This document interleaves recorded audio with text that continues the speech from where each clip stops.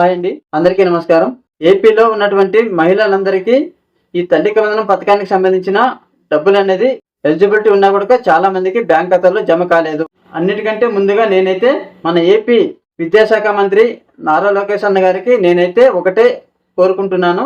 నారా లోకేష్ అన్న, దయచేసి మన ఆంధ్రప్రదేశ్లో ఉన్నటువంటి అక్క చెల్లెమ్మలు ఈ తల్లికి వందనం పథకానికి సంబంధించిన డబ్బులు అనేది బ్యాంక్ ఖాతాలో జమ కాలేదు.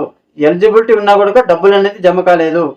దయచేసి సీరియస్గా తీసుకొని ప్రతి ఒక్కరికి ఈ తల్లికి వందనం అందజేసేలా చర్యలు చేపడతారని నేనైతే మనసారా కోరుకుంటున్నాను. చాలా మంది ఇన్ఎలిజిబుల్లో పేర్లు వచ్చి గ్రామ వార్డు సచివాలయానికి తిరిగి చాలా అలసిపోతున్నారు.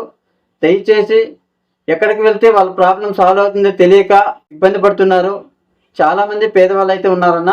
దయచేసి ఈ పేదవాళ్ళ కోసం మీరు ఒక అడుగు ముందుకేస్తారని నేనైతే మనసారా కోరుకుంటున్నాను.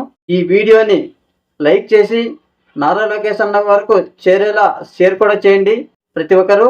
అలాగే ఈ తల్లికి వందనం పథకానికి సంబంధించిన ఇంకా 10 రోజులు టైం అనేది పొడిగించి వారికి లబ్ధి పొందే అవకాశాన్ని కల్పిస్తారని నేనైతే మనసారా కోరుకుంటున్నాను. ఈ వీడియోలో ఇంతే చెప్పాలి అనుకుంటున్నాను. మన వీడియో కనుక నచ్చినట్లయితే లైక్ చేయండి, షేర్ కూడా చేయండి. ఇలాంటి అప్డేట్స్ మరెన్నో పొందాలి అంటే మన ఛానల్ని సబ్స్క్రైబ్ చేసుకోండి. Thank you.